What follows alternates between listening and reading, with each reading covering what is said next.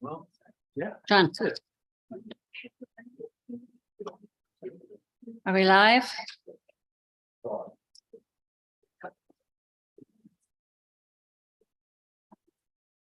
Good afternoon. This Township of Selwyn regular council meeting for Tuesday, October the 10th, 2023 will come to order. We respectfully acknowledge we are on the treaty and traditional territory of the Mississauga and Anishinaabe. We offer our gratitude to the First Peoples for the care for and teachings about our earth and our relations. May we honor those teachings. Will you please observe a moment of silence with us so that council staff and members of the public can quietly reflect on our duty to the community that we are trying to serve.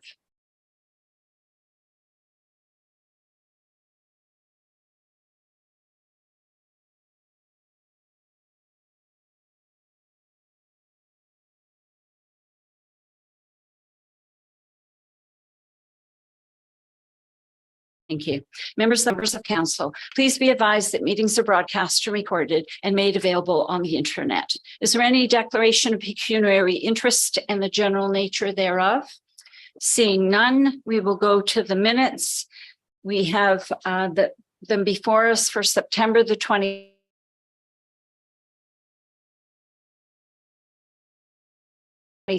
2023. Can I have a mover? Deputy Mayor Black, Councillor Koulis, all in favor. That is carried. Is there any discussion out of the minutes? All right, for our first deputation, we have David Forsey, who is with Arcadis Professional Services, and he's with us in person? No, virtually. Sorry. All right, so David.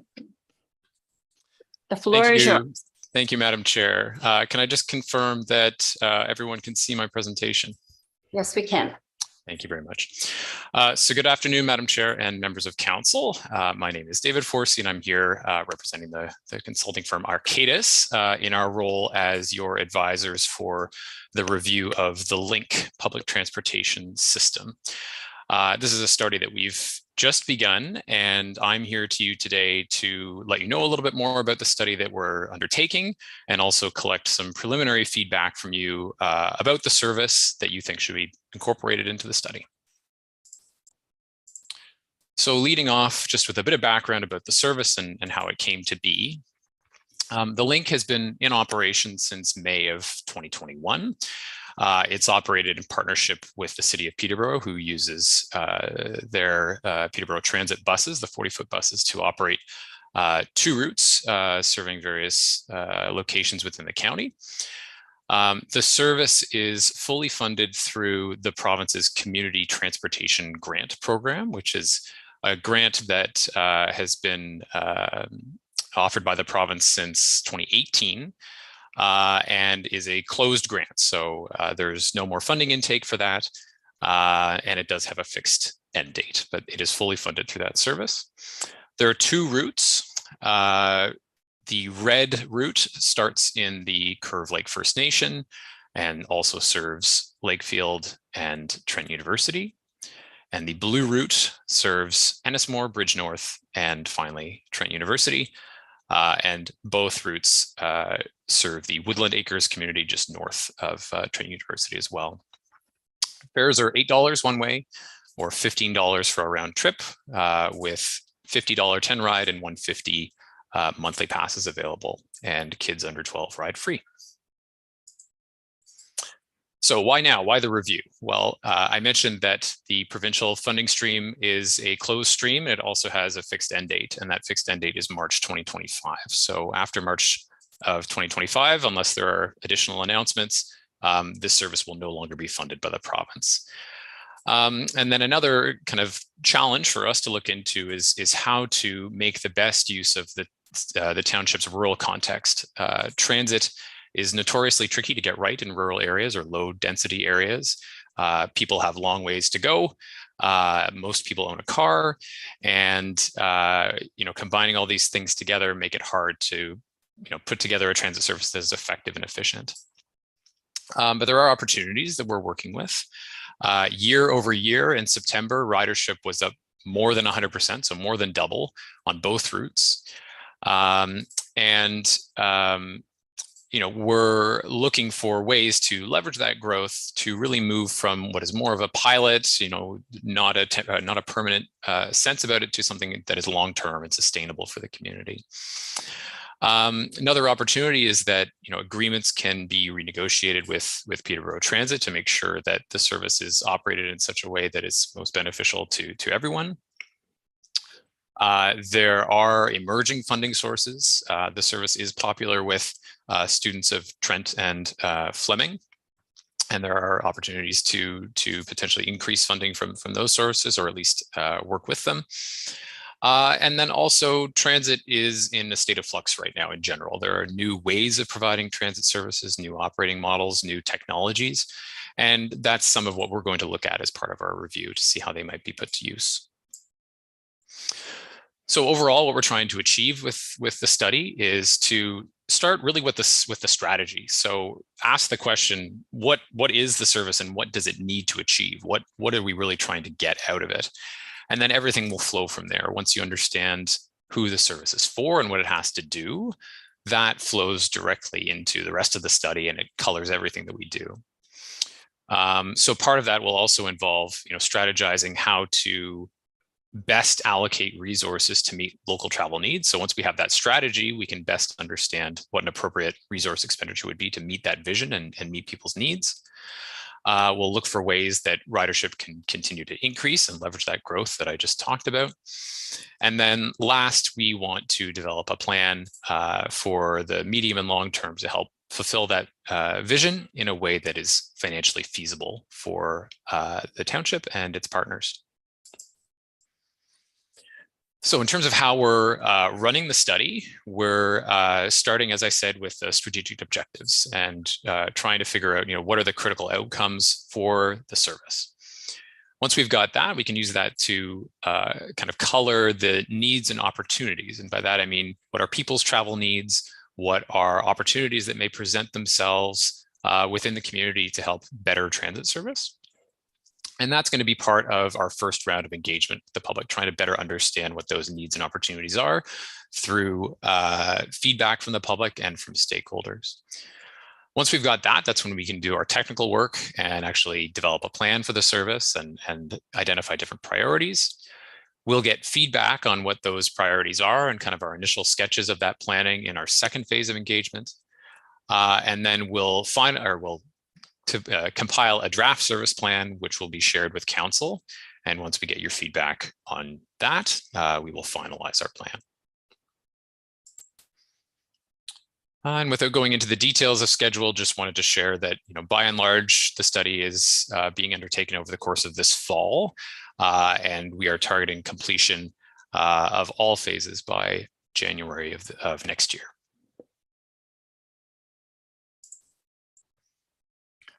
A little bit more on engagement. So I mentioned there was 2 phases of engagement. And really what we're on a fact-finding mission as part of phase 1. So we're trying to understand from the perspective of stakeholders and the perspective of the public, and from your perspectives, what are the strengths of the link currently, and where could it do better? What are the pain points of the service? And again, that's partly in conversation with residents, but also in conversation with others, including at the township. Part of that is starting right now with this conversation and this presentation, but more formal engagement with stakeholders and with the public is going to be launching later this month. Phase 2, in which we're going to be understanding what the priorities are for the service going forward in terms of how it's designed and who it's serving. That's what we're going to do as part of phase 2 and collect feedback on pros and cons of different approaches. Through that, we're trying to find ways of balancing trade-offs. It won't be a perfect solution for everybody, and we have to understand what those trade-offs are. We're anticipating that phase of consultation, phase 2, is going to take place in late November or early December as we're doing our service planning work.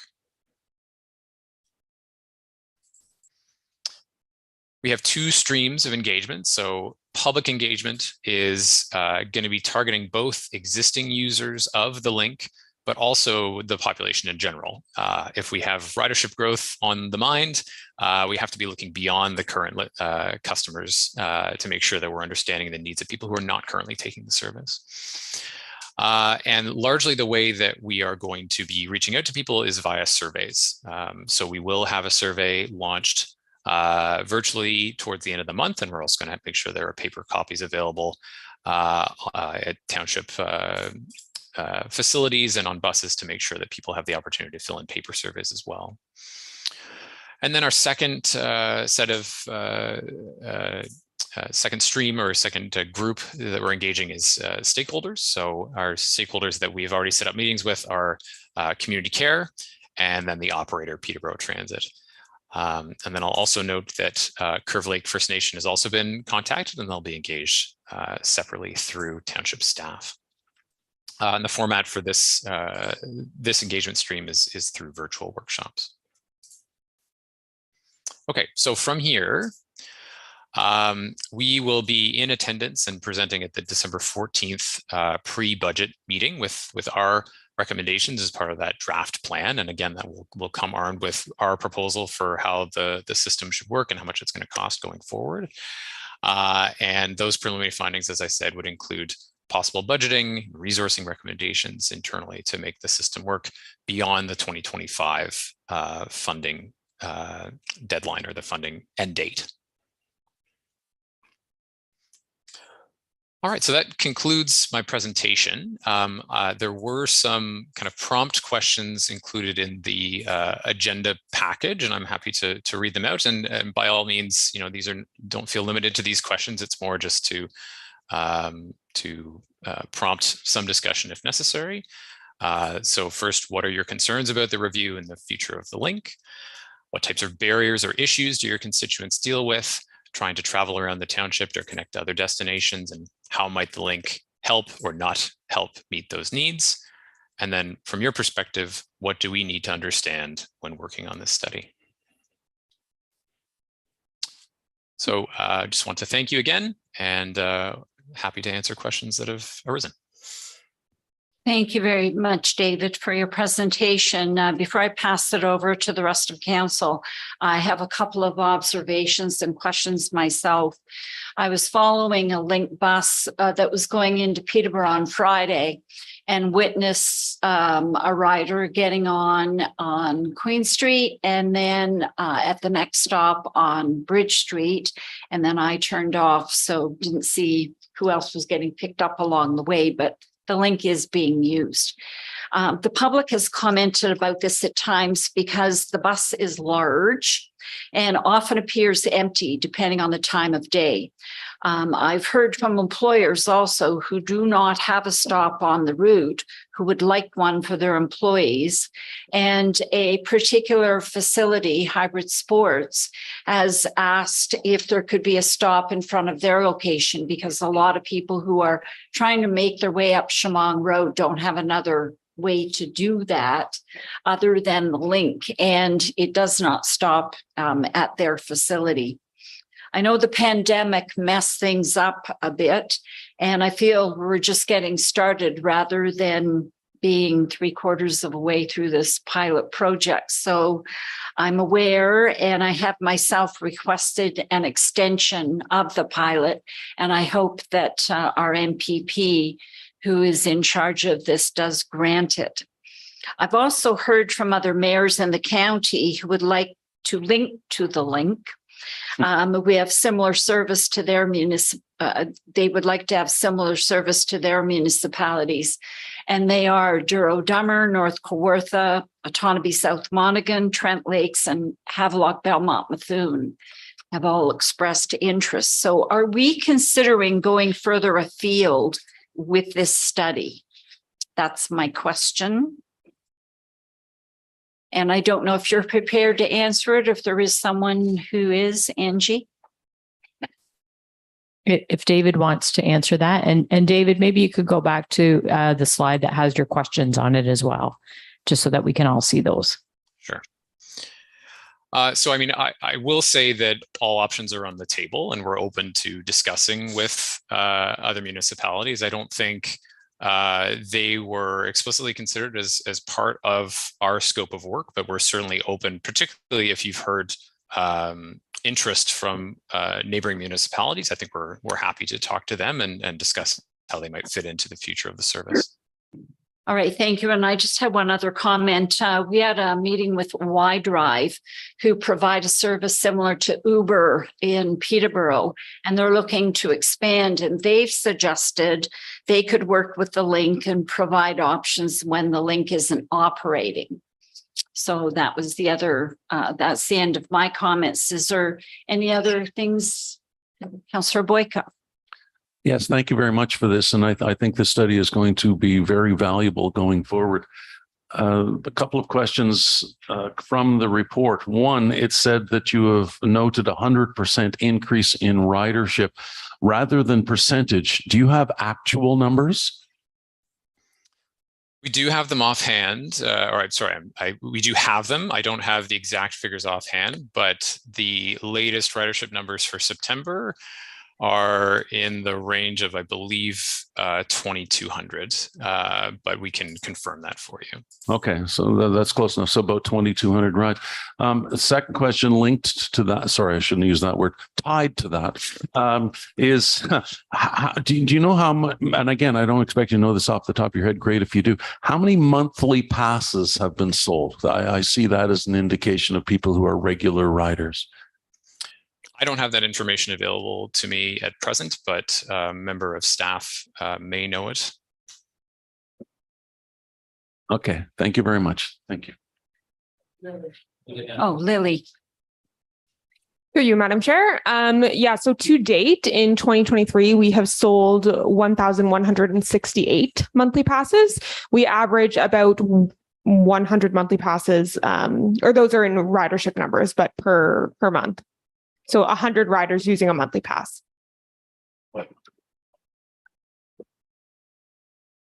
Deputy Mayor Black. Thank you, through you, Mayor Senes. Just a question on those monthly passes. Does that include all of the Trent and Sir Sanford students who have passes? Is that included in that number, or is that a separate number? Trent and Fleming are separate numbers in our ridership total. So total, those two, Trent and Fleming, account for about 70% of our ridership. Okay, thank you. Again, through you, Mayor. So part of your presentation is looking at other partners and stakeholders, and you mentioned a few, but I think, given the future and the importance of this service, moving forward, I think it's a service, as the Mayor has mentioned, needs to be expanded. So, you mentioned a couple of partners and Curve Lake. I really do think the study needs to look at all available partners to, again, manage the cost per trip for everyone, especially the municipalities. If the grant isn't forthcoming, as the township, we have a very difficult decision to make. It's a very costly program, and without some form of grant or other partners sharing the cost, it may be prohibitive on the tax base to run such a service. So I think it's an important piece of the work you're going to be doing is to look at what are the other partners that might be available to help fund this moving forward if the grant system falls through. Thanks. Are there any other questions? Councillor Henry. Thank you, through you, Mayor Senes. David, thank you for your presentation. The link is, I'm getting quite a bit of positive response from it, from those that are using it, those that are not using it. When they have the privilege of driving in their vehicle by themselves, sometimes can be a little bit judgmental when they see a large bus with only a few riders. So that's feedback on it from both sides. However, my question today would be is, what is the projected cost of operating the link without provincial funding in Selwyn when we come to 2025? And if you have a number, that would be great, as we are nearing the end of this. Well, we're partway through the project. Or would you like to save that to the December 14th pre-budget meeting? Through you, Madam Chair, I think it would be quite a bit preliminary, a bit premature, I would say, at this point to give a number. That is part of the scope of our study, is to determine what it will cost. I will say that earlier in my presentation, I did have a number for what it's costing at the moment, and it's in the neighborhood of $500,000 per year. But that will change as a function of our investigations and recommendations.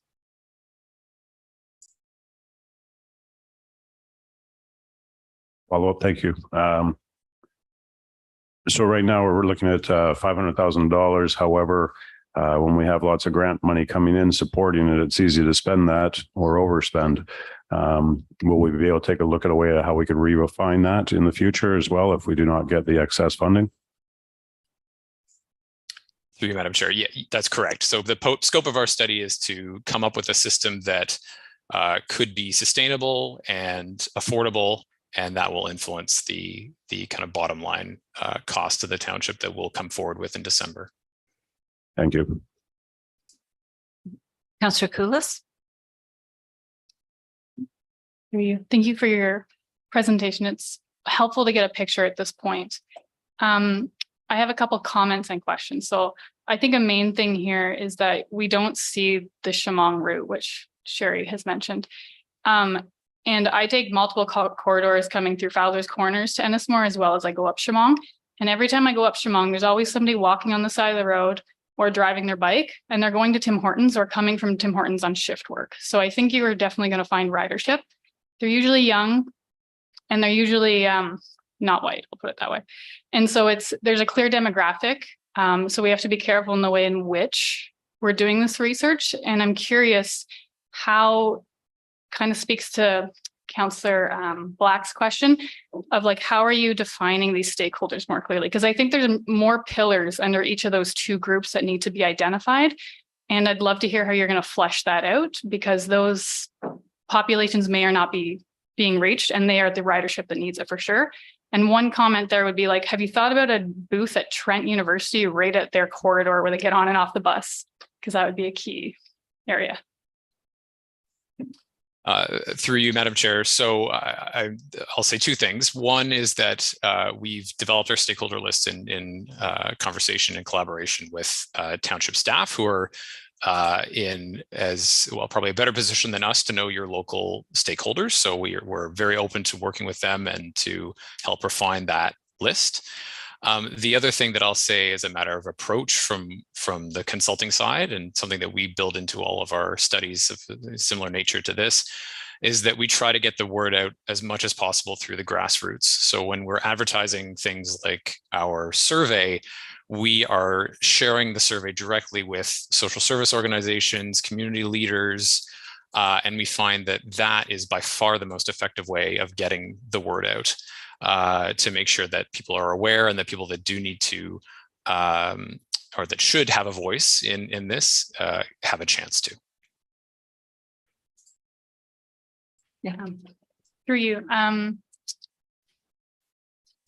One question too is, and I'm not clear, like I have the schedule for the link, but how have you guys determined when the bus will run on the routes? Like, does it align with shift work? Does it, I know the routes are long to navigate. So I'm just curious if there's, I guess the question is, how have you guys decided what time the routes will be run and what stops will be met at each time? Because I think there's some critical thinking around who's getting on where and off when.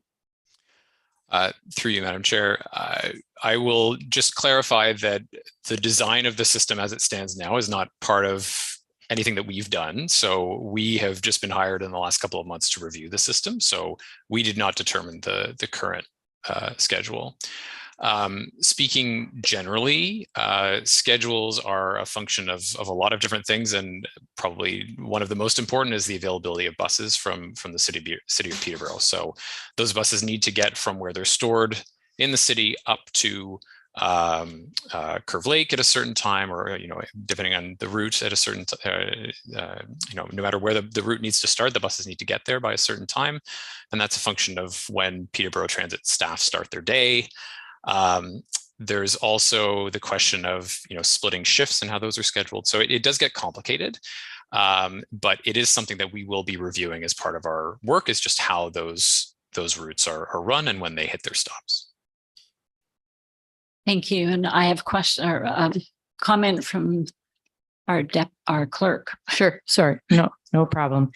Yeah. So David wouldn't have been part of the initial service creation, but just to answer a couple of those questions just so that you do know, before we launched the service, we did do extensive surveying from the public to kind of figure out what they needed in terms of access to the service. We also talked to a lot of our local businesses and tried to align routes so that it would work with their starts of their shifts and the end of day. And we also worked as well with both Trent and Sir Sanford, with the students directly, as well as what the student associations know about some of the start times for their classes, so that was all coordinated as well. It's not going to, obviously fit everybody's need, but we really did try to design the service to hit a lot of those key things. Can I just say one? Yeah. Through you, one last follow-up. I just want to echo the comment from the Ennismore's perspective. Most of the comments I've had about the link are that it's empty. That's literally all I've heard. It's just on your radar. Thanks. Okay, thank you very much. So if there are no further questions, there were questions that were posed. If you still need some information, we can get that to our presenter, Mr. Forsey. Is there a date that it should be done by? I would say within the next week or two would be amenable. All right, thank you very much. I need someone to move the presentation, receiving it. Deputy Mayor Black, Councillor Henry, all in favor? That's carried. Thank you very much. Now, should we be doing the public meeting now or taking our next delegation? Well, maybe David, would you mind waiting until we did our public meeting? It probably won't take too long. Yep, not a problem. Yeah, you're You got next. too many people Yeah, on. there's Yeah, two sorry, Davids. David. The other David. You're done, other David. Yeah. Sorry. All right. So it's for the sake of a couple of minutes that we're supposed to wait, but if we get into your presentation, we're going to be way off. So I appreciate your willing to wait.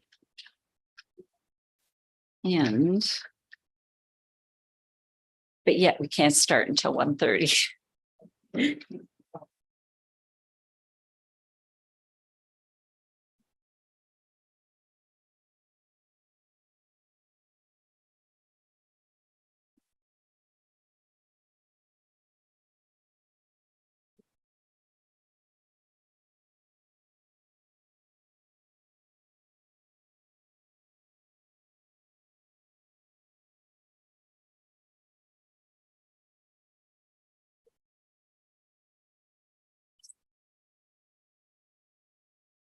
Are we still live?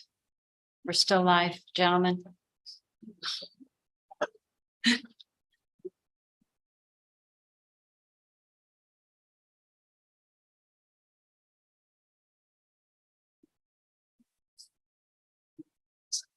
We're still live. All right, so it's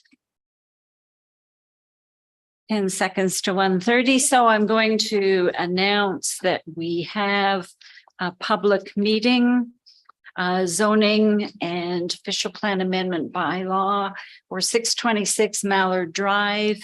And if the planner will please announce the purpose for the meeting. Thank you, Your Worship. The Township of Selwyn is holding a public meeting to consider an application to amend the zoning bylaw for the Township of Selwyn in accordance with Section 34 of the Planning Act. The prescribed notice of public meeting was provided by prepaid first-class mail to all residents within a 120-meter radius of the subject property, as well as by way of a sign posted on the property. The notice was provided by email to the prescribed ministries and agencies. The notice is also available on the Township's website. If a person or public body does not make oral submissions at the public meeting or make written submissions to the Township of Selwyn before the bylaw is passed, the person or public body is not entitled to appeal the decision of the Council of the Township of Selwyn to the Ontario Land Tribunal, nor can a person or public body be added as a party to the hearing of an appeal before the Ontario Land Tribunal, unless in the opinion of the tribunal, there are reasonable grounds to do so.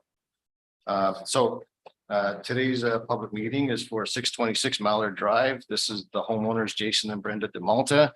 The primary reason for the zoning amendment is they own a construction business and they want to would like to have an office use above a detached garage. This is known as a type A home occupation in our zoning bylaw. Type A home occupations are typically only permitted within the principal dwelling. So the zoning amendment will allow this home office use in a detached garage. We're also making some modifications through the zoning amendment for height, as well as for accessory lot coverage, and also a slight front yard setback relief. Due to professional comments from our building department and reviewing the site plan for the floor plan for the proposed office area, the township will also need to recognize this office area as a second dwelling unit. And in order to accommodate that, we're increasing the allowable size for a second unit within a detached garage to be up to 75% of the area of the principal dwelling, as well as allowing it to be in the front yard, which is again a deviation from our normal zoning regulations for the rural residential zone. Again, second dwelling units are, however, permitted in the rural residential zone as well as type A home occupations. As you'll see in my report, I do find that the application conforms to the official plan, conforms to the growth plan for the Great Golden Horseshoe, is consistent with the provincial policy statement, and I am recommending the application for approval. You'll also note that there was a archaeological assessment prepared and submitted in support of the application, and no artifacts were found on site. And if there's any further questions, I should also mention, we do have comments from ministry and agency comments of no concern from Peterborough Public Health, the Kawartha Pine Ridge District School Board, the County Peterborough Public Works Department, and as well, we have comments from the Autonomous Region Conservation Authority outlining that ORCA permits will be required if any portion of the project is within an ORCA regulated area. Obviously, since there is some additional fixtures and things within this detached garage, there will be a septic review coordinated through our building department when the building permit application is submitted. Those are my comments on this application. Thank you very much. So there are proponents that are here. Is there anything you would like to add to the planners? Yes, please use the podium and state your name, sir. Thank you, Your Worship. For the record, my name is Kevin Dugay. I'm the planning consultant for Mr. DeMalta, who joins me today. I'd like to first start by acknowledging once again the efficient processing and timing administration of this application. Put in context, in other communities, I have filed applications, scope minor in nature. I'm awaiting a confirmation receipt that the application's been filed. In the meanwhile, your municipality has processed the application, and today we're considering the approval of a bylaw. So congratulations. But that's not, that doesn't necessarily flavor the outcome of the application. I want to put matters in context. I have reviewed the draft bylaw with your planner, Mr. Lundberg, prior to today's meeting. He's reviewed with me the nature of some of the regulatory changes that are needed. They're very minor in nature. The adjacent property to the west of the subject property has a detached garage in the front yard portion of its property, and there are others that have that. It's just this house, the house is deep set to the lot. So thus it appears that the garage is in the front, but there are other properties of comparable nature. The notion of accommodating then in a detached structure, home-based business for an established business makes sense. There won't be storage of materials on the site. It's a tidy property now, it will remain so. I am certainly satisfied with the professional recommendations offered by Mr. Lundberg. We acknowledge as well that septic will be required. That'll be typical of the building permit process. Mr. DeMalta joins me as well in the event there are any questions. In conclusions, I am support the staff recommendation with respect to the proposed rezoning of the subject property. I make myself available for questions should they apply. Thank you. Thank you very much, Mr. Duguay. Are there any other people that are here as proponents to the application that are online? We have no one else here for this application online, Madam Chair. Or against, correct? All right. That is correct. All right, so I will bring it to council. Are there any questions with regards to this application? Deputy Mayor Black. Thank you, through you, Mayor. Thanks for the presentation. I was glad to hear you say that there won't be any storage of materials on the property, because we've had other home-based businesses that have turned into construction yards, those sorts of things. So hearing that gives me a little more sense of security that that's not going to happen. There's not going to be a lot of heavy equipment on the property, that sort of thing that the neighbors will come back to us and complain about.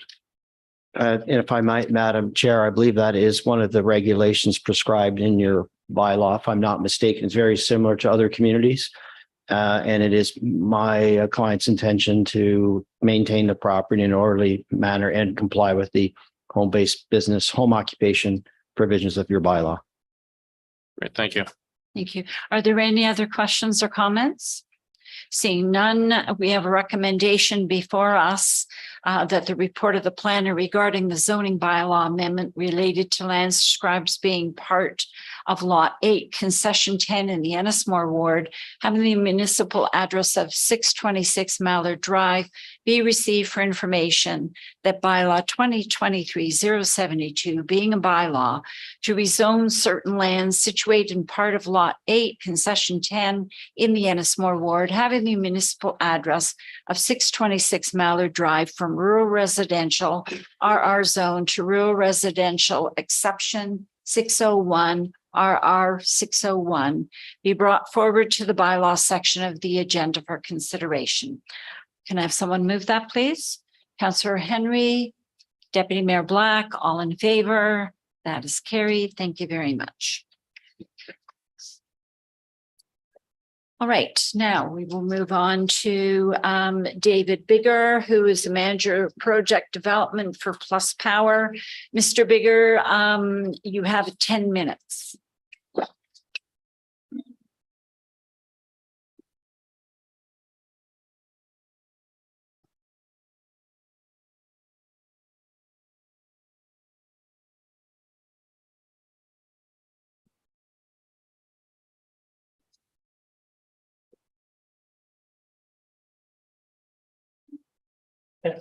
Good. Yeah. Okay. Okay. Good afternoon, Mayor, Deputy Mayor, councillors. It's nice to see most of you again. It's been a couple of weeks since we had our public community meeting at Peterborough Curling Club. As Madam Chair mentioned, my name is David Bigger, Manager of Project Development with Plus Power. Plus Power is the proponent for the proposed Armour Hill Energy Storage Project located at 365 Lily Lake Road here in the township of Selwyn. I'm going to provide a short presentation. Some of this material, some of you have seen at the community meeting. I think we'll more so just focus on what was the feedback that we received from residents at the meeting, how we're addressing that, and what are our next steps with the township in this development.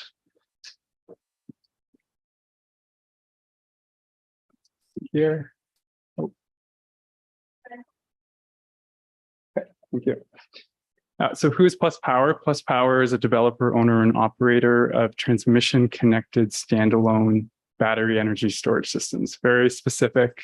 Unlike other power companies in Ontario, we don't do nuclear, we don't do wind, we don't do solar or hydro. We are specifically focused on deploying battery energy storage systems. We've built our expertise around that since 2018. We are currently developing, constructing, and operating in over 28 states and provinces across North America. And in each of these communities that we work in, safety is paramount for us. We prioritize our relationships with municipalities and townships, with local residents, with provinces and states to ensure that we have responsible development in deployment at the site. Why are we in Ontario? If this works, there we go. So we're here in Ontario because currently the Independent Electricity System Operator, or the IESO for short, is procuring up to 4,000 megawatts of what they call capacity resources. Excuse me. By 2028, that includes energy storage. Plus Power is a qualified applicant with the IESO, so we are responding to that procurement with this proposal, which we're looking to submit into the IESO by the end of this year. There's a lot of reasons policy-wise as to why this is happening now, but I think at a high level, the kind of critical item is that energy storage provides firm capacity from a system perspective, and is really critical to the future electric reliability of our grid in this area. So just looking at the site, there's a kind of a 50,000 foot view located just in the southwest area of the township, outside of the city of Peterborough boundaries. You can see here on the map, the subject parcel is 33 acres. Our footprint itself is about 10 acres. So about a third of the site, which consists of a battery enclosure area, a transformer substation to step up the voltage, and a short line to connect into the adjacent Hydro One Dobbin transformer station. The Dobbin transformer station is why we selected this site. It's a highly connected transmission substation, lots of lines coming in and out, and is pretty critical to the area's electrical grid. For us, it's best practice to locate next to transformer substations. As an energy storage provider, it feels like that's where we can provide the most value. So more specifically on this site, there's just a preliminary design that you can see there on the screen. We're proposing 175 megawatt, 700 megawatt hour battery energy storage system. It's about 194 battery enclosures. A lot of just in terms of the initial design, you can see some of the setback information is driven by safety standards, but also for us, we want to ensure that we're a safe distance away from nearby residents, and that's predominantly driven by provincial noise regulations. So what are some of the benefits to the township? I talked specifically about us responding to the need for electric grid resiliency in the area through this facility. We're going to provide up to power for up to 175,000 homes. So that's quite significant considering a 10-acre footprint. The amount of power that we can dispatch through this facility. Property tax benefits, it's currently zone rural. Our understanding just from preliminary discussions with legal and impact is that this facility would be classified industrial. So the township can expect a significant increase in property taxes for its tax base over the 20-year period. And then construction jobs. During construction, anticipate 100 to 150 jobs. We've already had some residents reach out to us that live 10 minutes away from the site looking for employment opportunities, and we're really excited to provide that. Okay, so maybe a little bit hard to see on the screen here. A lot of information there. But as you know, we had a public community meeting on the 19th of September at the Peterborough Curling Club. There was about 20 people in attendance. We have recently, I think as of yesterday, posted detailed meeting minutes to our project website, armorhillenergystorage.com/community. You can see the full record of some of the questions that we received and how we responded, as well as any comment forms that were submitted by residents.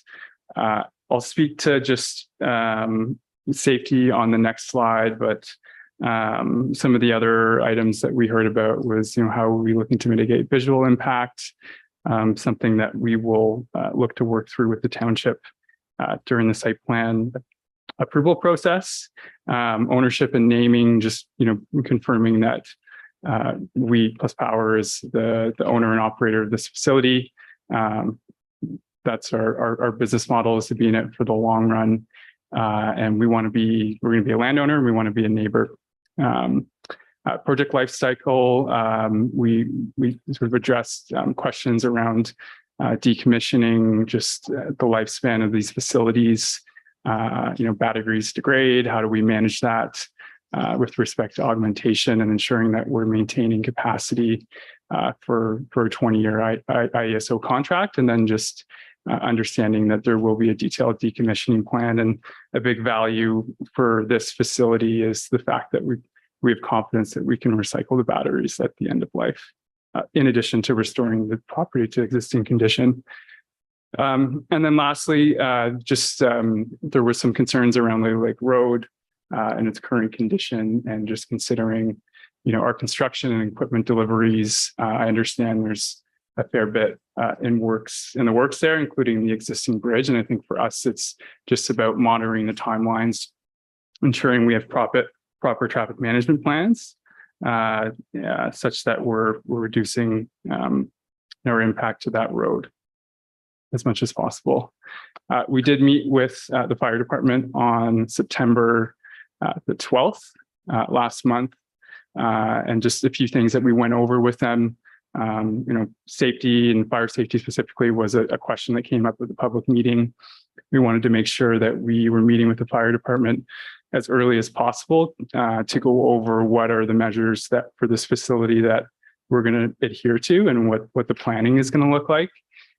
Specifically that we adhere to the National Fire Protection Association Code 855, which is a code specific to battery energy storage systems. It was updated this year. Under that code, our facility will be UL 9540 certified, which includes undergoing large-scale fire testing, the UL 9540A tests. I think from Plus Power's perspective, we're very pleased that, like, for this project, we'd be considering the Tesla Megapack 2 XL. That product has exceeded the performance standards under the UL 9540A test. And it's therefore one that, we have full confidence in, and we're deploying in a number of our facilities under construction at the moment. We're also going to be working with the fire department on emergency response planning and training. We've hired the Energy Safety Response Group, or ESRG, as a group of former firefighters and battery safety experts. They're the SME in this area that we rely on to work with all of our fire departments on our projects. And then lastly, just to speak to the amount of monitoring with these systems. There's two different monitoring systems, one with our provider Tesla, and then as well as Plus Power's asset management system. And then a lot of mechanisms within the battery itself, the battery management system. And I won't get into the full detail, just understanding I'm running up against the time, but lots of measures in place to ensure that we are keeping this facility safe. So what are the next steps? So what we are seeking right now as part of this RFP process with the IESO, we're looking to submit this project by the end of this year, is a support resolution from the Township of Selwyn. It is based on where we are in the development of this site, which is early stages. This is a request for support in principle, understanding that we will be coming back to the township in 2024, 2025 to work through all of the permits and approvals that we are going to need for this site in conjunction with the provincial environmental assessment. So that's what we're seeking this fall. And I would just sort of echo that it is early days, and we really look forward to working forward with this council on this development moving forward. Thank you very much. I don't know if there are any questions from council on any of this presentation. I do have a question. Something that wasn't talked about at the presentation would the land be reusable if you did decommission these units? And would they be taken away? Or would they be left to us to deal with? They would be taken away. I believe there's pretty specific stipulations in our ISO contract around decommissioning. We'll spell that out in our decommissioning plan that we'll provide to the township for comment and for review in that 2024-2025 period. But the short answer is, a pillar of that plan is to restore the land to existing condition and its current use. And then secondly, we would ship them away, and we expect that to be salvageable just in terms of lithium ion and the amount of value that's there with the batteries. Okay, thank you. Are there any other questions? Councillor Henry? Thank you, through you, Mayor Senes. David, thank you for the presentation. After having been at your public consultation and now seeing the follow-up, you're being very, very consistent in your work here. I just forgot my question.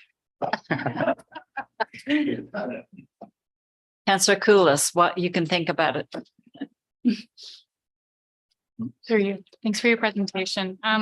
Just a couple of clarification questions, and I didn't make it to the open house, so I'm sorry if you're repeating yourself here, but the presentation notes that like between 6 to 12 months as a contract, you're helping local employment, but what does that look like after that 12 months? Yeah, good question.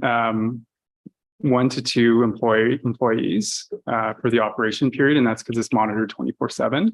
So, it's not significant from that perspective, right? Like it's, we are an industrial use, there's benefits there. Our sort of rule of thumb is that operationally we need someone with an hour to be within an hour of site. So the expectation is that that's someone local. And then construction, 100 to 150 jobs. So it's the value, there's the value, I think, economically is underpinning it's a critical infrastructure service, right? So we kind of see ourselves as supporting, when you look at any further housing growth, any further commercial or industrial growth in the township, knowing that you have that reliability electrically, I think is one of our main value points. Through you. Again, not at the open house, and I think this question was fielded at the open house. What's the impact to local property taxes for those surrounding? Yeah, so, tough to pinpoint the impact of one facility on the area. What I would say is there's the solar farm across the street and an electrical substation right next door. So from a siting perspective, I mean, you could even call it like Energy Alley or something, but maybe not. But I would say that, I can't give you a definitive yes or no, but it is I would make the argument it's compatible with uses that are already there, and therefore I wouldn't anticipate our specific facility changing what's already there. Yeah. Thank you. Councillor Henry. Thank you. I'm back. All niceties aside. You had mentioned that there was a number of communities within the US and Canada. What are those communities within Canada? Because I can't find them on your website. I can only find Selwyn on your website. So right now we have a project that we're working on in Clarington, as well as Pickering, and lastly in the township of Rideau Lakes. They're all at the same stage of development. Part of that is just that the province is asking for this now. It wasn't 5 years ago. We, as far as like our operating communities, like where we have facilities, that's right now in Texas and Hawaii. Yeah. Thank you. All right, Mayor Black. Thank you, through you, Mayor Senes. Just kind of building on what Councillor Koulis was saying about not being able to make the meeting. I would have preferred to have this presentation prior to the public meeting and any future ones, because I was late to the meeting. I had another commitment till an hour into it. So I missed the presentation there as well. Yet I'm getting asked questions by constituents And I have to say, I don't know. Staff know and everybody else knows, but council doesn't know. So I don't know. That's a timing issue. Getting you here before a public meeting, but hopefully any of the future RFP people putting in, we can see the presentation before the public meeting. We actually thought it would be better to have the public meeting first so that any public feedback was brought forward to council so that you would hear that. Yeah, but we can't, through you, Mayor Stennis, we not all of us are going to make it to the public meeting yet. Now it's public and people Yep. are asking questions. So I think a 10-minute presentation, at least to give us an overview of what the public meeting information is going to be, would be helpful. Because again, we're not all going to make it to the public meeting. Yeah, so that's the decision that was made and the reason behind it. So fair point. No. However, we are kind of moving forward with the other proponents in a similar way. So they're all being dealt with that the same way. So again, through you, Mayor, I would request that their presentation be provided to us prior to the meeting, if we can't make it, obviously. So that you want PUS to come before the open house? That would be my preference. If that's time-wise is not going to work, then at least have their presentation sent to council. So if we can't make it, we at least. Oh, have well, the we can provide information. the presentation. Yeah, that's Yeah, no problem. yeah. Yep. Yeah, perfect. Thank Okay. you. All right, so if there are no further questions, we have a recommendation in front of us. And I'm looking for someone to move it. Councillor Boyko, Councillor Henry seconding, all in favor. That is carried. You're aware what the recommendation is? I am. Thank you. Okay, that is carried and thank you very much, sir. All right, we have question period. Are there any questions that have been submitted? Madam Clerk? No questions. Thank you. We will move on to our municipal officers and staff reports. Janice has our work plans for the third quarter.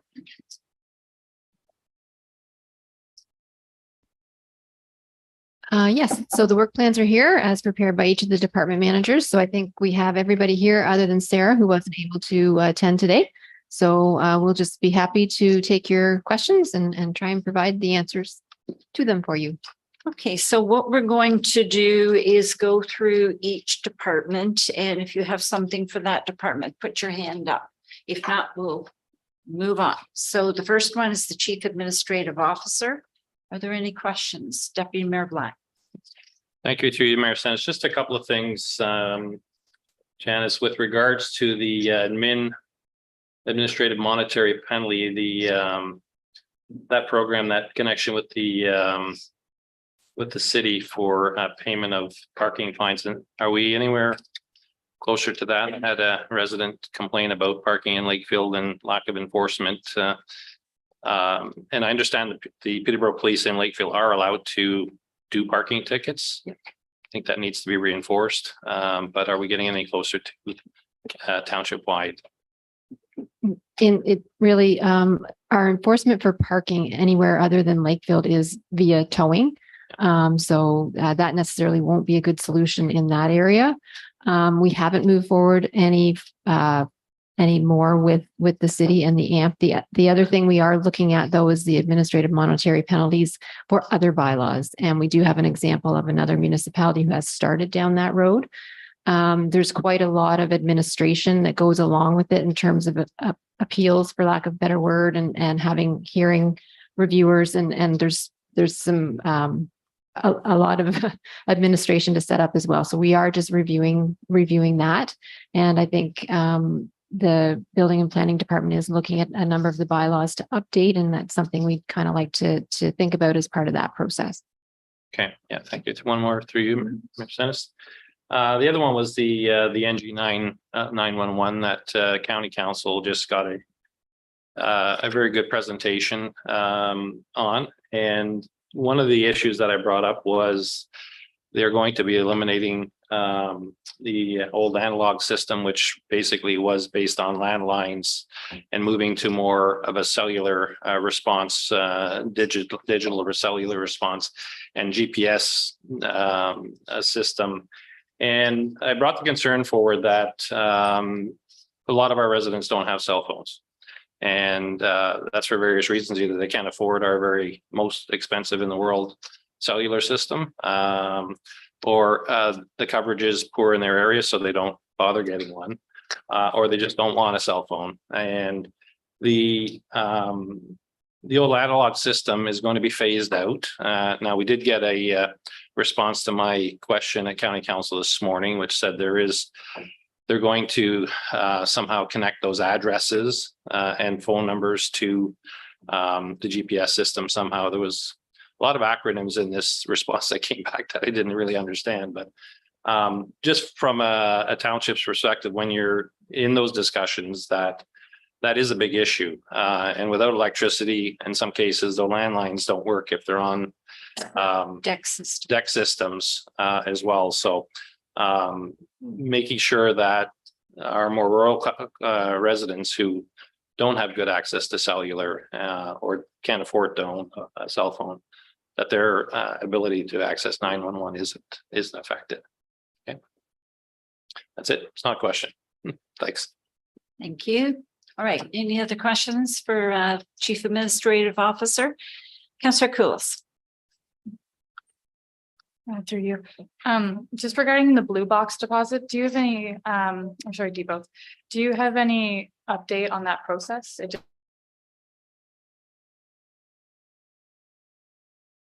just is waiting on CMO. AMO. So they had an agreement that basically they wanted to apply essentially province-wide. So we are just working with them to see if we can affect some changes that would make the agreement more palatable to us. Whether or not we'll have any success is yet to be seen. But I would expect that a report will come forward to council on that, probably if not the end of October, the first meeting in November. Thank you. All right. Seeing no further questions, we'll move on to building and planning. Are there any questions there? Seeing none, we'll move on to corporate and community services, clerk's department. Any questions there? Deputy Mayor Black. Thank you to you, Mayor Senes. Just with respect to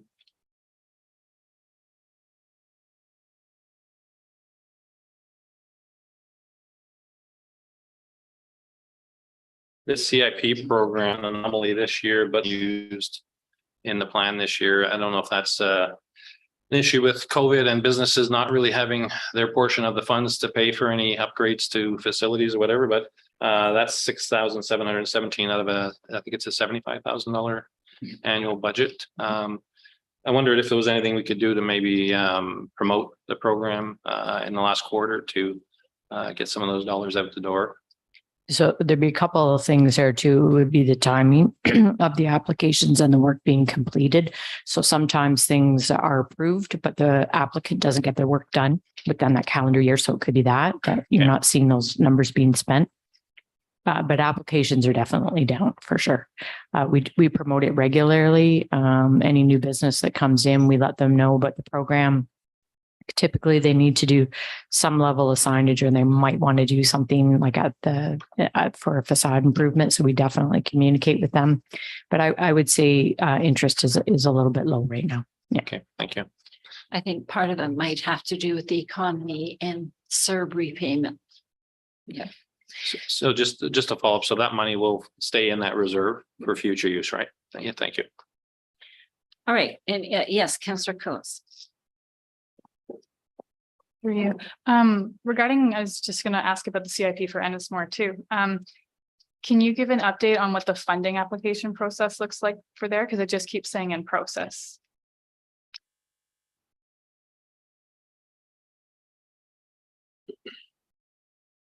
Sorry, do you mean for the public realm improvements? It just says tender issued early fall. Oh, yes. Yeah. So we did issue the tender. We will have a report coming back hopefully the end of October with the results of that tender. I'm looking forward to the end of October.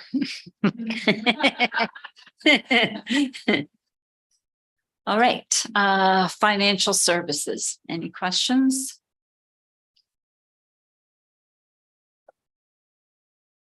Getting off light today, Lane. Fire department.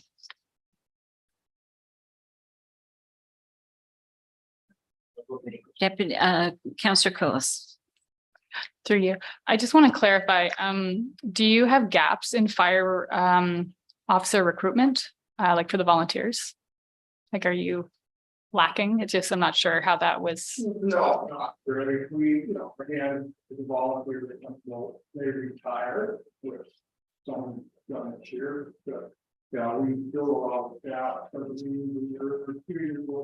So that's going to be something we're looking at. And actually, this is probably doing that.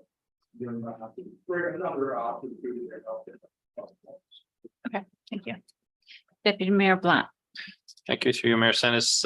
Thanks for the report, Chief. It's the statistics are fantastic as far as getting a good picture on what's going on in the department. And clearly, the medical calls continue to be the bulk of what goes on in the fire department. We're certainly pleased that we have all those services available. But are there any are there discussions going on with EMS? I know when you call 911, they ask for what service, but all three services get a call, right, to say whether they should be going or not. And how do we handle that when it's, is it by depot, or is it does it go out to everybody, or do you have a specific group that usually attends the medical calls? So when 911 goes through, it'll go through the OPP. So again, police, fire, ambulance. If it's strictly fire, we go, then we call our other counterparts in. That's the same as police too. So with EMS, any calls go to the CAC Center in Lindsay, and then they have a system set up where it goes through. And again, it's another complicated system that was put in by the Ontario government that was supposed to be changed. It's not. And I think the worst thing is this CAC and Lindsay's on the back end where they were on the front end before. So it comes down to the serious things. So mostly we're supposed to be called the code 4 calls. And then in the tiered response, it's listed what it is. But right, seems we get a lot of calls we shouldn't be. And the 10-minute thing, it's not necessarily in there. Because now when the dispatcher gets it in the CAC, it's rendered up. They're taking the information and a certain thing automatically codes it and sends it to Peterborough Dispatch. So again, it's Peterborough's dispatch's job is the only thing. They don't differentiate anything. So you just send it out to whatever hall at that point. So again, we're getting a lot of calls that aren't necessarily a total code 4 call. And a lot of them are just like, stomach cramps and stuff like that. But what happens is the questions they ask, are you short of breath? Well, as they type that in, it's brought up ding and it's sent away, which is, it's supposedly there's a new process coming out. There's Peel Region, Burlington, there's Mississauga. I think there's 4 big centers that they're doing a new software program. So how long that takes, it's like in the federal government kinds of plods along with things and changes and then whatever else. So I can't even give you a timeline in that. So we've been in TIF 6-7 years now, and it really didn't change anything for us. It's maybe increased our calls by 2%, from we're marginally 64, 65, now we're 67.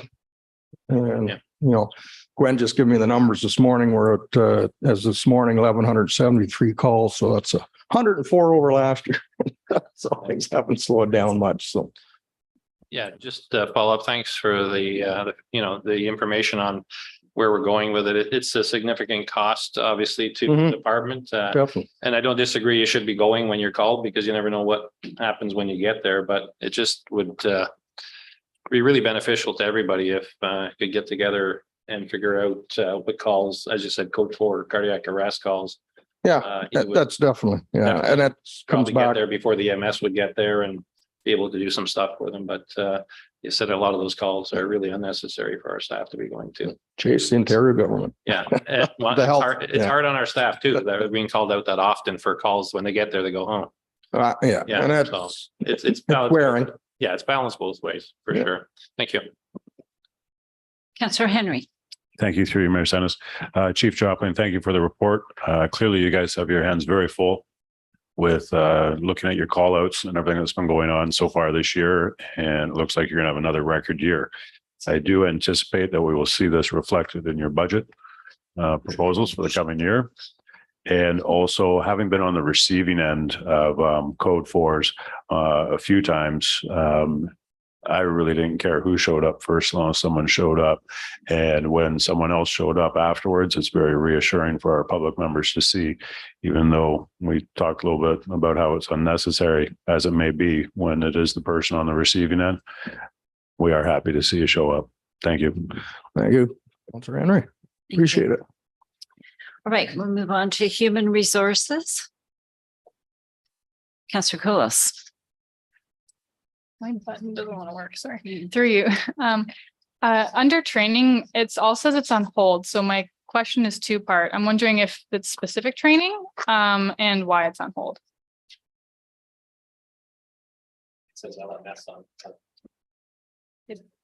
Yes, it's the implementation of a new learning management system that we're Okay. partnering with the county with. Okay, all right, thank you. All right, thank you. Any other questions? We'll move on to library services. Councillor Coles. I do have a couple of questions, but I see Sarah's not here, so I'll direct most of them to her via email if that's okay. But I am curious, when they say additional qualitative ways to measure the use of the library, I'm just curious what, and I mean, maybe you can answer this too, is what has been looked at and how much of a priority is this? To you, Madam Mayor. I can answer maybe in a general way. For so many years, the libraries have did a great job on circulation numbers. And so we always talk about circulation. Well, as the collection changes and then as the use of the library changes, those qualitative measures are looking at are more like, how is the space being used? Is there flexibility within the space to have more study groups on site? You can now browse the collection offsite. So if you're looking for a specific book, you can tell if it's in the branch or not. And if it's not, you may not attend the branch. Whereas before, you may have went and, yeah, your book was in there, but then you got another time. So those are the types of things they're trying to grapple with. How do they measure the effectiveness of the library when we moved away from circulation? It's not just the appeal on it. Okay. Looking at the activity report for the third quarter, I'm curious if coming now post-COVID, wherever we are, have you noticed a difference in seasonal resident use versus residential use? Yeah, to Madam Mayor, that I can't answer. I'm not sure. Right. I'll call Sarah. Thank you. Okay, any other questions for library? Deputy Mayor Black. Thank you, through you, Mayor Sennis. Yeah, I mean, I think you kind of made the comment already, Lane, with respect to pivoting the library and the services that they provide and how they operate and the things that they provide the community with. So I'm interested to know whether there are any new grants for a makerspace like we have in Lakefield for possibly Ennismore. I know the library space there is pretty tight, but we do own the whole building. And is there any grants proposed? Is there anything out there that we're looking at right now to, again, add that to the Ennismore branch so they can offer it on that side of the lake? Yeah, I definitely don't want to speak to Sarah. I do know that she works with our staff here in the office, Megan in particular, looking at new grants, and they're actually looking now at Trillium, but from a capacity building perspective. So not new facilities, but how to fund the ongoing success of Makerspace in Lakefield right now. So that's you'll be hearing more from the library board and library staff on that in the future and as part of the budget. But Makerspace existing is very successful, and with that success comes other challenges. So they're looking at capacity building grants there. I do know in Ennismore the space is an issue, so they're looking at modifying some of the shelving space and some of their work programming workspace just to maximize the space that's there. So there's not a lot of excess space for something like a makerspace there. Right, seeing no further for library, parks and rec, are there any questions? Councillor Kulis. I'm on a roll today. Through you, I'm curious if we can have an update on the Fairbairn Trail to Bridge North, that connection and what the funding is or is not looking like. Through you, Madam Mayor. At this time, we have a single application in for some funding to do the phase closest to Bridge North, between Pine Hill and Fifth. But we don't have an update or even a really good idea on that one. They seem to be very long term. The last one took till just before Christmas before we heard back a year ago. And so I'm really not certain, but we can check and update you guys on that. And then I would be remiss if I didn't ask about Ennismore ball diamond fencing. What's going on there? Whereabouts are we with that for an update? We finished everything that we had planned. So Okay, I thought it said in process. Maybe I'll. no. There was fencing updates, and we did them about 2 weeks ago. So that would have been the end of it. But the batters boxes and the pitching mound that had been having some issues were all taken care of. Yeah. Okay, and then the last one. I just another update. Funding for the vegetation buffer at the campground. It says pending as well. Is there any update there? Because that seems to be quite long term. Pending. Yeah, we haven't heard about that grant either. Yeah. When was it put in? Sorry. Oh, gosh. Yeah, it's been over a year or more even. Through Yeah. you, can we look elsewhere? I'm sorry. We always have our eye out Okay, for a possibly grant for sure. Yeah. Thank you. Yeah, we haven't been told no. So we're holding out on hope. That's right. Deputy Mayor Black. Through you, Mayor Senes.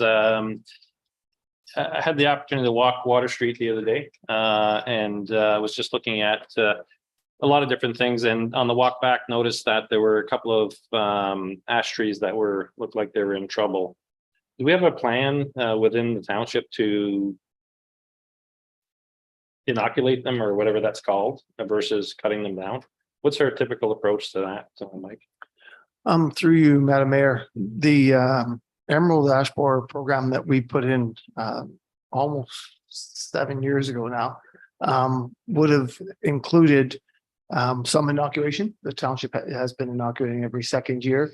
The Lakefield Trail Stewardship Committee has been spending a lot of money to do 5 inoculations again every opposite year or every 2 years. They voted this year that they won't continue beyond the 10 years. So they did 5 treatments of those trees. So there's 44 trees in Lakefield that they identified as significant trees in high visibility places.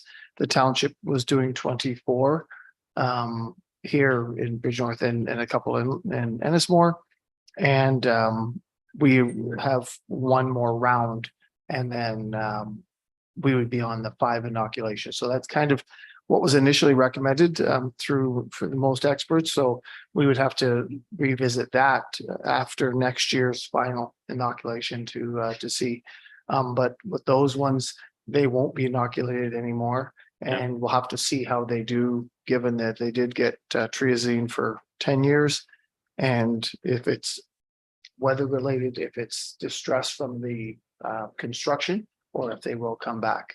They were looking quite healthy, even though some ash in neighboring areas, especially around SGS and in behind the forest behind Stewart Street, had definitely gotten infected years before that. Yeah. Just a follow-up question through you, Mayor Senes again. The mayor's actually got a motion later around Canada Works Summer Works program, and you mentioned staff here and so on.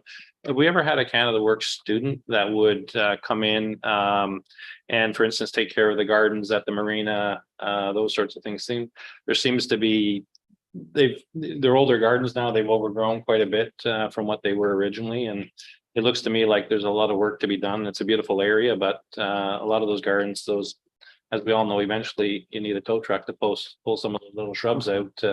They get so big. It just looks to me that there's a lot of work to be done there. And if we ever thought about, had a summer student through that program who could maintain the area, not only there, but Bridge North Waterfront Park, other parks, go around and do some tidying up of weeds and stuff like that.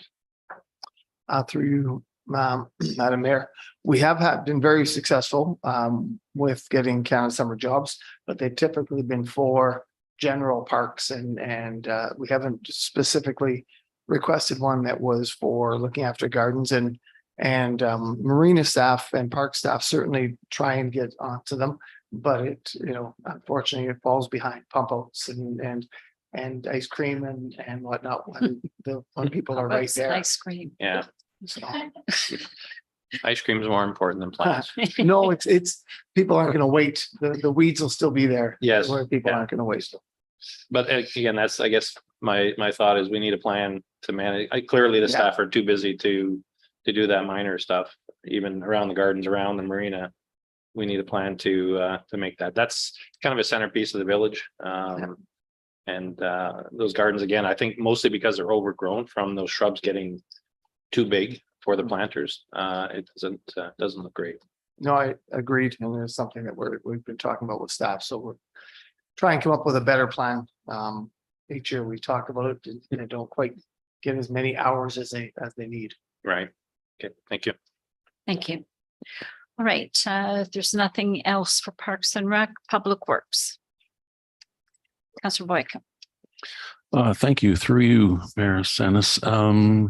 Adam, it looks so small. The second box talks about Water Street and completing the reconstruction. I think it's something that looks so small that is actually so huge. We see a letter that we've received from the Reverend Raymond Rick, and he compliments the people who've been working on Water Street. He calls it friendly, conscientious, courteous, go above and beyond to minimize the impact on those who live here.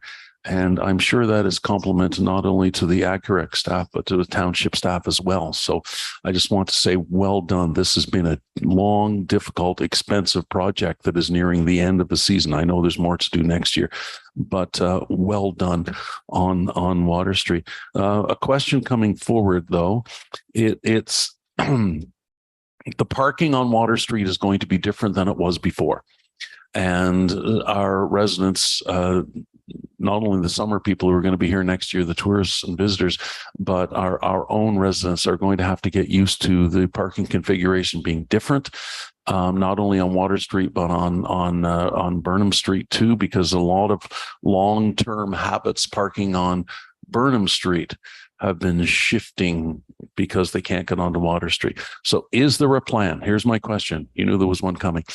My question is, what is the plan to make sure that the signage is there when the season is over for the construction, and any communication to the general public about the new parking on Water Street, the new parking on Burnham Street with respect to signage, communication, and enforcement? What is the plan? Thanks. Through you, Madam Mayor. We're working with the building department right now, revising our parking bylaw. So once the parking bylaw is revised, I think then we'd actually look at more of an enforcement mechanism on Water Street. And that would also dictate signage and stuff as well, right? So we can't really, we're allowing those areas right now. We're paving those areas. Parking is allowed in those areas. But until we actually have a bylaw in place that says those are the designated parking areas and these aren't, then we can't really enforce, right? So that's being reviewed right now. I'm thinking late in the fall is maybe November-ish is when, I don't want to speak out of line, but might be looking at bringing something like back, a revised parking bylaw. Well, they're looking at it, but yeah. Oh, sorry. Thank you very much. Thank you. Okay. Any other questions? Councillor Coles. Through you.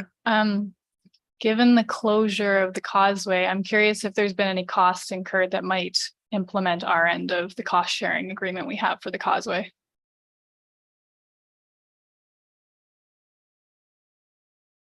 Sorry. Do you want me to? Yeah, So you were with saying. the emergency closure, Yeah. there was, they said the reason for the emergency closure was that there was unexpected things that need to be attended to. I'm asking if there's costs that were incurred from that are going to bleed over into our cost sharing of that project.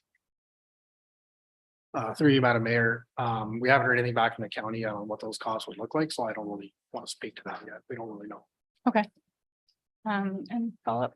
I'm not familiar with Mud Road, but I'm curious why it's removed from the resurfacing plan.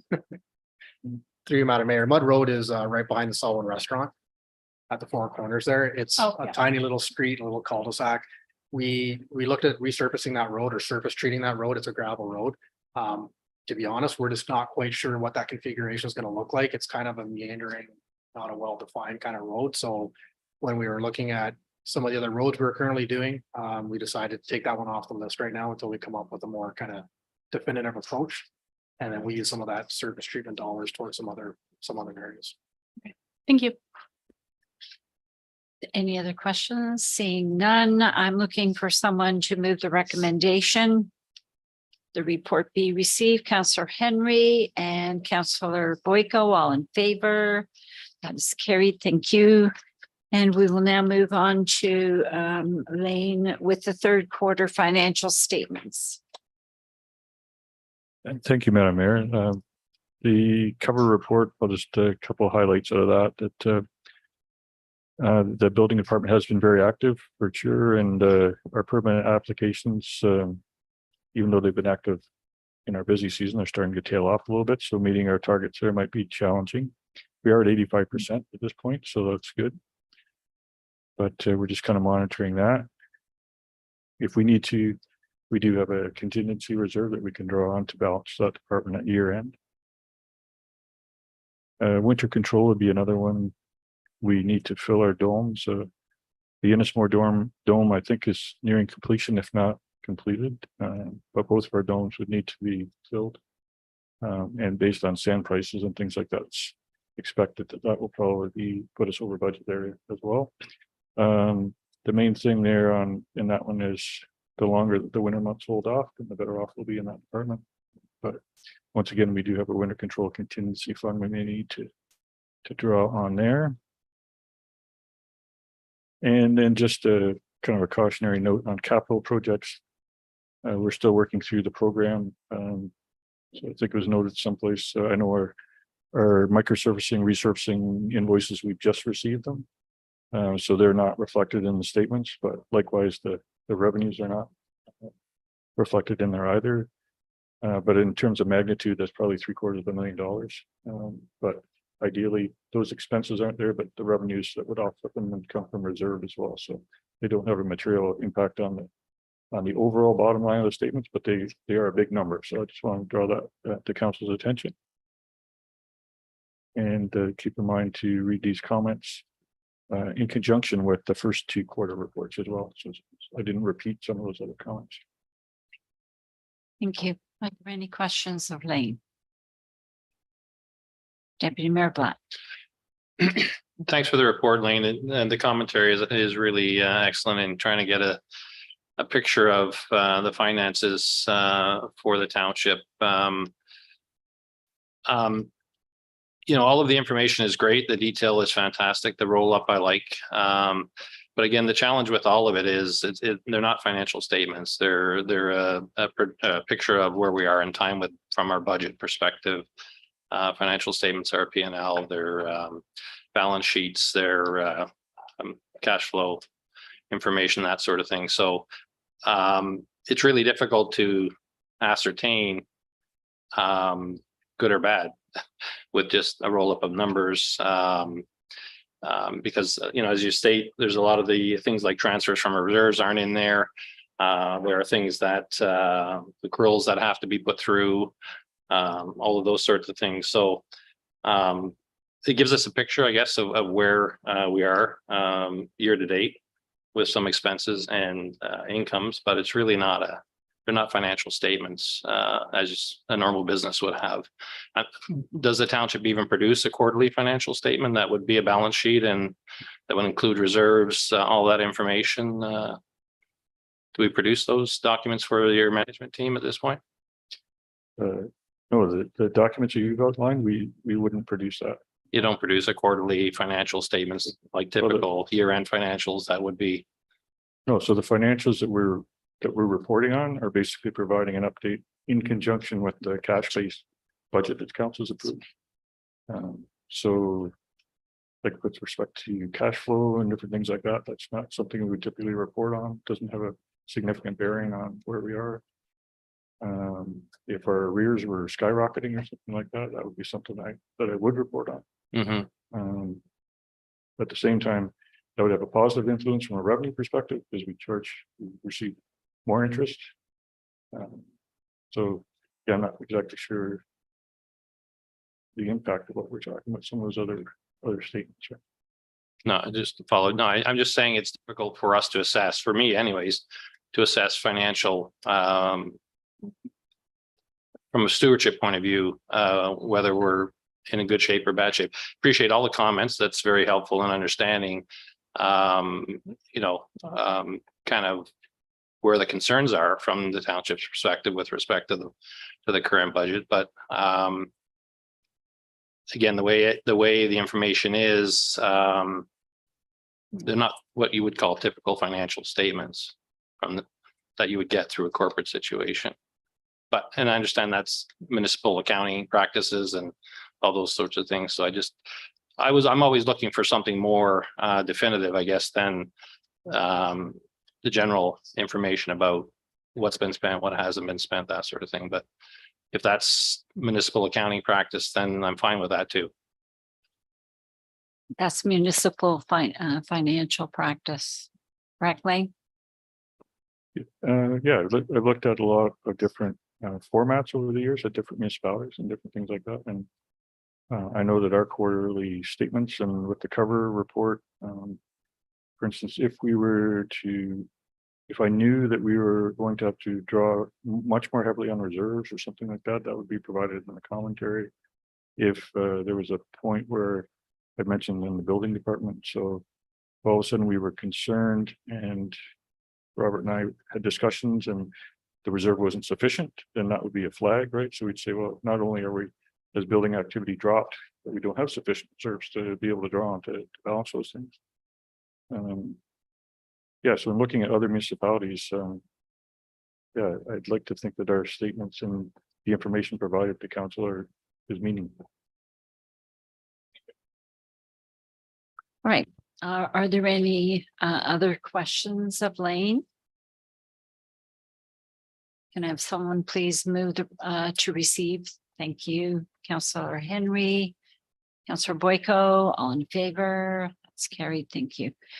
We will move on to Alex for Woodland Acres Booster Station Radio Communication. Are you looking after this for him, Madam?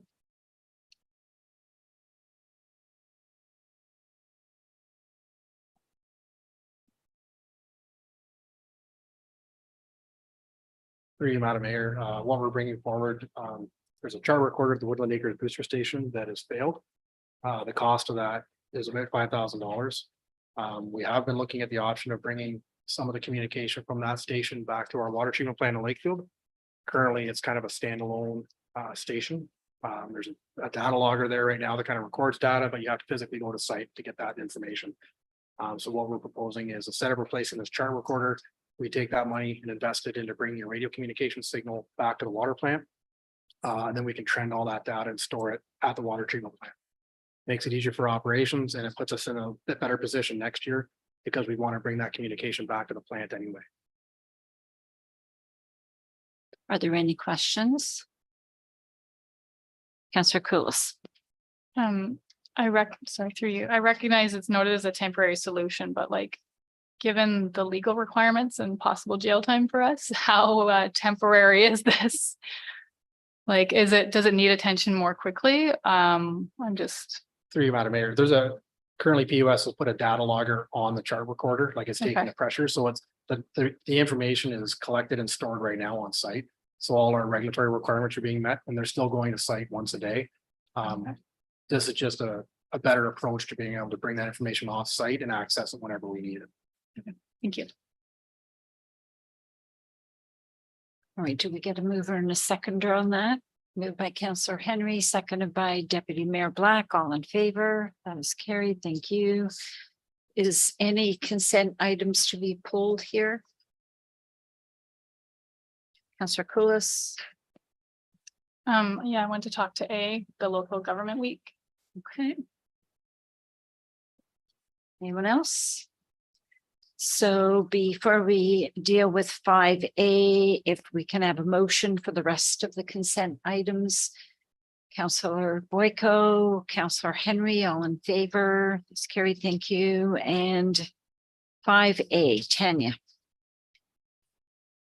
Or rather, Mary, what would you like to? Just to give a bit of context before I ask my questions, I sat down with Janice and Angie just to ask about this because I'm really interested in the public engagement piece of this. And so I'm curious here when it says that we're going to be requesting to do outreach at schools and stuff. Is that specifically for this year or is this planning for next year as well? So this is specifically for this year, and that outreach has occurred. So we have sent a package out to the grade 5 teachers as well as the administration at each school with a number of resources as well as offering some school visits if they were interested. Through you, follow up, sorry. So I've been contacted and the issue is my police check is out by 2 days. So I'm waiting on that. So I might not be able to do it because of the police check. So I'm thinking for next year, if we can ensure that we have maybe 3 months. I know, I was like, what is that?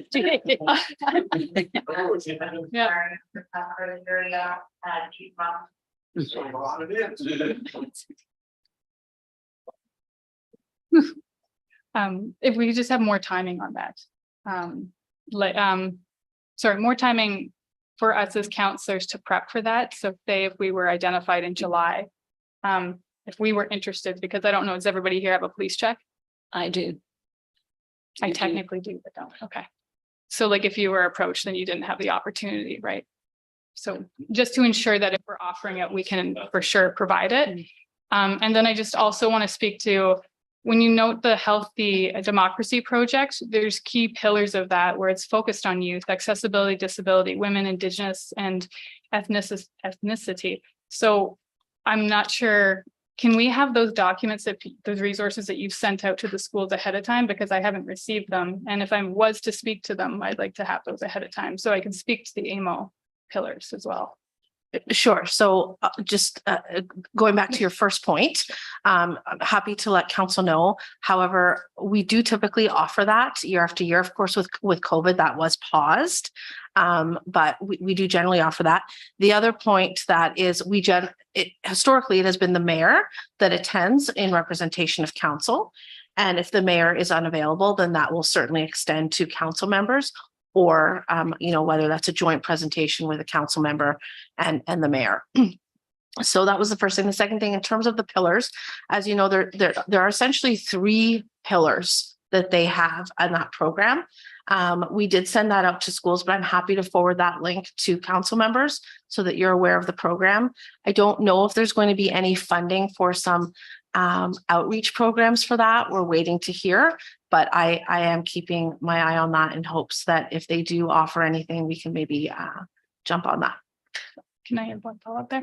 So because they reached out to me directly, and it's Chemung Public School, it's not even St. Martin's, should I have notified the mayor to include her, or just given the history of this program? Yeah, so the history of the program is that the mayor, and that's generally what we do, the mayor is representative and is the head and that speaks on behalf of council. So I definitely would have that conversation with the mayor and kind of figure out amongst yourselves how you want to address that. Okay, thank you. This is just would be way helpful ahead of time to know all this. So thank you. Sure.